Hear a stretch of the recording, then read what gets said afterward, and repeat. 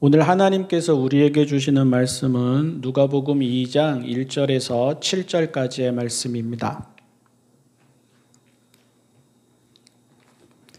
새번역 성경 신약 95쪽 누가복음 2장 1절에서 7절까지의 말씀입니다. 그때에 아우구스투스 황제가 칙령을 내려 온 세계가 호적 등록을 하게 되었는데 이 첫 번째 호적 등록은 구레뇨가 시리아의 총독으로 있을 때에 시행한 것이다. 모든 사람이 호적 등록을 하러 저마다 자기 고향으로 갔다. 요셉은 다윗 가문의 자손이므로 갈릴리의 나사렛 동네에서 유대에 있는 베들레헴이라는 다윗의 동네로 자기의 약혼자인 마리아와 함께 등록하러 올라갔다. 그때의 마리아는 임신 중이었는데 그들이 거기에 머물러 있는 동안에 마리아가 해산할 날이 되었다. 마리아가 첫 아들을 낳아서 포대기에 싸서 구유에 눕혀두었다. 여관에는 그들이 들어갈 방이 없었기 때문이다. 아멘. 지나고 나면 다 좋게만 보이죠? 끝나고 나면 다 쉽게만 보이고요. 다 되고 다 이루어지고 나면 아름답게만 보입니다. 사실은 그렇지 않았는데요. 희한하게도 그렇게 됩니다. 왜곡, 착각, 망각 등일 수도 있고요. 겪어내고 이겨내는 과정에서 배운 신비와 경의와 은혜일 수도 있습니다. 아기를 낳고 키우죠. 그 과정이 좋기만 하지는 않습니다. 쉽지만도 않고요. 당연히 아름답지만도 않습니다. 고딩 아빠, 엄마 이런 거 아니고 철부지 아빠, 엄마 이런 거 아니고 삶에 대한 경험과 준비가 어느 정도 된 다음에 아기를 낳고 키워도 허둥대는 것 똑같고 당황하는 것 똑같고 정신없는 것 똑같고 고단한 것 똑같습니다. 처음에는 첫째라서 그런가 보다 하는데 시간이 지나서 둘째를 낳고 키워도 처음과 다를 바 없이 똑같이 허둥대고 당황하고 정신없고 고단합니다. 그런데 이상하지 않습니까? 그런 시간이 지나고 나면 좋기만 했던 듯 행복한 기억만 남습니다. 내 자리, 내 시간이라는 게 아예 없을 만큼 에너지가 들어가고 정성이 들어가고 모든 것이 들어갔는데 그런 수고는 기억이 나지 않고 아기가 우리에게 준 웃음, 기쁨, 설렘, 행복, 평화, 감사, 뭉클함 등만이 기억납니다. 오히려 그 아기가 자라나서 청소년쯤 되면 우리 마음에 어긋나고 자기 좋은 대로 하는 그런 모습을 보면서 속상해합니다. 그러고는 말들을 하지요. 아기 때는 안 그랬는데. 사실이 아니지 않습니까? 사실은 아기 때야말로 정말로 마음대로 되지 않는 순간의 연속이었지 않습니까? 하여간 그래서인지 남들이 아이 낳고 키우는 것도 좋게만 보입니다. 분명히 고생할 텐데 고생하는 건 보이지 않고 쉽게만 보이고요. 분명히 서럽고 외롭고 무서운 순간들이 있을 텐데 그렇게 보이는 것은 잠깐이고 아기도 부모도 건강하고 씩씩하게 잘 사는 것만 같아서 보면서도 웃음이 나오고 미소를 머금게 됩니다. 그런데 어쩌면 이것도 그래서일까요? 예수님이 태어나시던 날, 그날 그 자리도 아름답게만 기억되고 평안하게만 기억되고 행복하게만 기억됩니다. 그날 그 자리를 곧대로 보면 전혀 그렇지 않다는 것이 누구의 눈에도 보일 법한데 우리 사람들은 고요한 밤이라고 노래하고 아기 잘도 잔다고 노래합니다. 아기가 누인 구유는 가축들까지 지켜보는 신비하고 숭고한 자리로 보이고 아기를 낳은 부모는 차분하고 평온하고 행복하고 신실하게만 보이고 아기를 찾아온 사람들은 큰 기적이라도 본 듯 큰 선물이라도 받은 듯 풍성하고 충만하게만 보입니다. 로마 황제의 아들로 태어나는 자리 아니지 않습니까? 유대 귀족의 아들로 태어나는 자리 아니지 않습니까? 돈 많은 부잣집 아들로 태어나는 자리 아니지 않습니까? 최고급 시설을 갖춘 병원이나 최고급 시설을 갖춘 산후조리원의 모습을 보는 것 아니지 않습니까?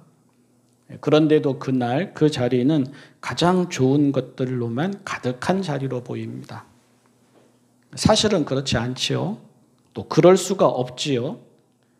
우리의 아기가 그날 그 자리에서 태어난다고 가정해 보면 분명해집니다. 우리가 마리아와 요셉인 듯 본문을 보고 우리의 아기가 예수님처럼 태어나서 구유에 누인다고 가정해 보면 분명해집니다. 그날 그 자리는 서러웠을 것입니다. 아기를 낳을 때가 다 된 무거운 몸으로 갈릴리 나사렛에서 유대 베들레헴까지 왔습니다. 와서 머무르는 동안에 해산할 날이 되었지만 여관에는 방이 없었습니다. 그냥 여행길이어도 서러웠을 것입니다. 그런데 당장 아기를 낳아야 하는 부모이었고요. 그것도 첫 아기를 낳아야 하는 부모이었습니다. 더더욱 아기를 낳아도 눕힐 곳마저 없어서 구유에 눕혀야 하는 형편이었습니다. 그날 그 자리는 눈물도 나오지 않을 만큼 서러웠을 것입니다. 뿐만이겠습니까? 그날 그 자리는 무서웠을 것입니다. 오늘날에도 해산의 과정은 아프고 어렵고 무섭습니다. 행여 있을지도 모르는 사고와 위험에 대비해서 모든 준비를 다 한 다음에 아기를 낳습니다. 옛날에는 오죽했겠습니까? 아기를 낳다가 산모가 죽는 경우도 흔했고 아기가 죽는 경우도 흔했습니다. 살던 집도 아니고 친지가 도와주는 것도 아니고 깨끗하고 안전한 방도 아닌 곳에서 아기를 낳게 된 부모는 죽음이 눈앞에서 오락가락하는 것처럼 보였을 것입니다. 이루 말할 수 없이 무서웠을 것입니다. 몇 줄 안 되는 글이잖아요. 성경에서는. 복음서에서는 몇 줄 안 되는 글로 기록되었지만 몇 줄 안 되는 글이라고 아무 일이 없었던 것은 아닙니다.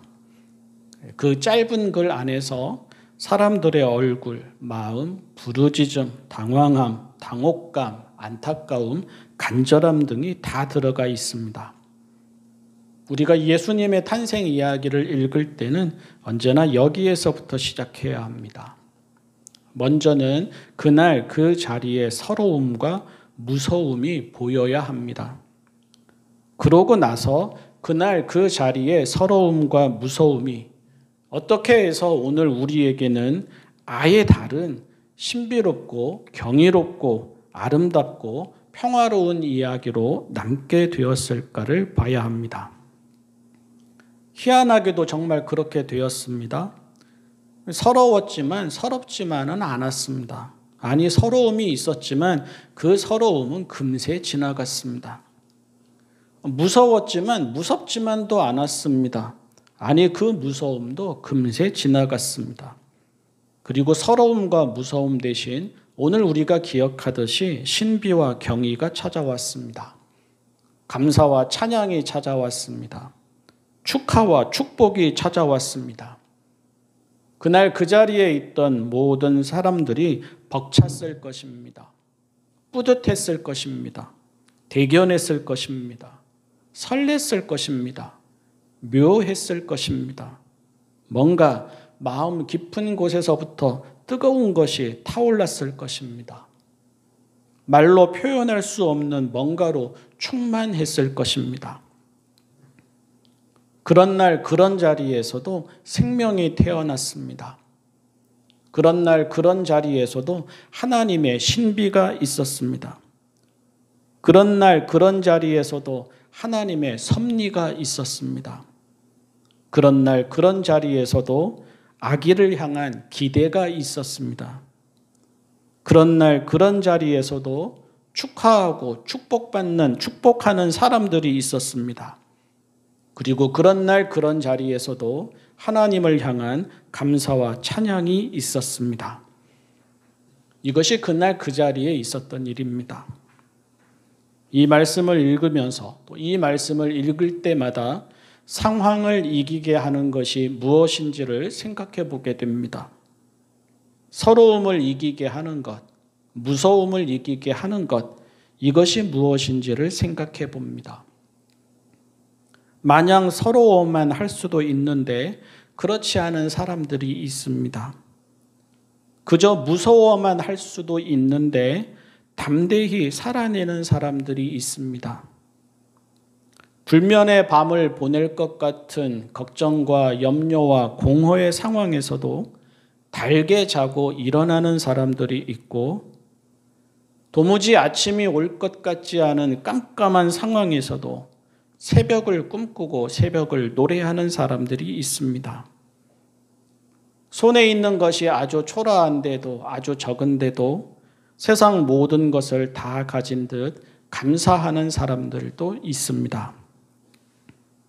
살아있고 살아내는 생명에 대한 경외감이 있기 때문입니다.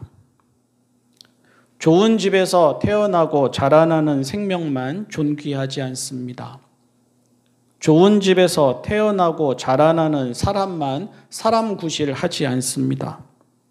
생명은 누구나 저마다의 분복을 가지고 태어나 자라납니다. 그래서 형편이나 상황에 관계없습니다. 생명의 거룩함과 존귀함을 알게 되면 살아가는 시간의 의미가 모두 달라집니다. 형편이나 상황에 관계없습니다. 모든 생명이 축하받고 축하받는 거룩한 존재임을 알게 되면 살아가는 자리의 의미가 모두 달라집니다. 무엇보다도 하나님이 이루실 일에 대한 기대와 믿음이 주는 힘을 가질 때 그렇게 됩니다. 이것이 상황을 다르게 보게 합니다. 이것이 상황에 굴복하는 서러움과 무서움 대신 상황을 이겨내는 인내와 의연함과 뿌듯함과 희망과 감사로 이어집니다. 그날 그 자리, 예수님이 태어나시던 자리, 초라한 자리, 가련한 자리, 그런데 누구도 참으로 가련하다 말하는 사람이 없었습니다. 그날 그 자리, 정말 있을 수 없었던 그 자리, 하지만 누구도 참으로 구차하다 이렇게 말하는 사람이 없었습니다. 상황만 보면 그렇습니다. 그렇게 말하는 것이 맞습니다. 가난한 부모, 어린 부모, 초라한 구유, 냄새나는 구유, 그 모습을 지켜보는 가난한 사람들, 멀리서 온 이방인들, 그 어느 것도 평화나 행복과는 거리가 멀어 보입니다. 하지만 우리가 알듯이 그날 그 자리에서 눈에 보이는 것만을 본 사람은 없었습니다. 마리아와 요셉도, 동방의 박사들도, 양을 치다가 한밤에 급히 달려온 목자들도 다 눈에 보이는 것을 넘어 눈에 보이지 않는 하나님이 이루실 일을 바라보았습니다. 예수님의 탄생에나 있는 예외적인 일로 여기지 말아야 합니다. 하나님의 아들에게나 일어나는 단 한 번뿐인 일, 유일회적인 일로 여기지 말아야 합니다. 예수님의 부모는 모든 부모를 대표하고 아기 예수님은 태어나서 자라나는 모든 생명을 대표합니다. 모든 사람은 하나님께는 영광이고 사람들에게는 평화가 되라는 소명을 가지고 태어난다는 믿음이 있어야 합니다. 모든 사람은 하나님께는 영광이고 사람들에게는 평화가 되라는 축복을 받으며 자라난다는 희망이 있어야 합니다. 이 짧은 본문이 그 어떤 탄생 이야기보다 신비하고 아름다운 것은 단순히 예수님이 태어나시는 장면이기 때문이 아닙니다. 그 예수님 곁에 있는 사람들이 형편과 조건이 주는 서러움과 무서움을 넘어 함께 기대하고 함께 축복하고 함께 감사하고 함께 찬양하고 함께 지켜내고 함께 이겨내기 때문입니다. 그날 그 자리가 어느 순간보다 신비한 것은 서럽고 무서웠을 그런 상황에서도 하나님이 이루실 일을 꿈꾸며 감사하고 찬양하는 믿음과 희망의 사람들이 곁에 있었기 때문입니다. 사랑하는 성도 여러분, 믿음과 희망이 시간과 자리를 바꿉니다. 믿음과 희망을 가진 사람들이 지금도 수없이 일어나는 그날 그 자리와 같은 상황을 살아내고 이겨냅니다. 오늘 우리가 그런 사람이어야 합니다. 오늘 우리에게도 그런 믿음과 희망이 있어야 합니다. 오늘 우리도 하나님께는 영광이 되고 사람들에게는 평화가 되는 삶을 살아내기를 바라며 서로 기도하고 서로 축복해야 합니다. 기도하겠습니다. 사랑의 하나님 아버지, 눈을 열어주십시오. 마음을 열어주십시오. 서러움과 무서움을 넘어서는 신비와 경의를 보게 하여 주십시오. 오늘 이 땅에서 일어나는 일이 눈에 보이는 것이 전부가 아님을 알게 하여 주십시오. 하나님의 섭리와 하나님이 이루실 일을 기대하게 하여 주십시오. 하나님이 허락하신 분복 안에서 살아가고 살아내는 무수히 많은 생명을 보며 믿음과 희망으로 감사하고 찬양하게 하여 주십시오. 바로 저희가 믿음과 희망의 사람이게 하여 주십시오. 예수님의 이름으로 기도합니다. 아멘.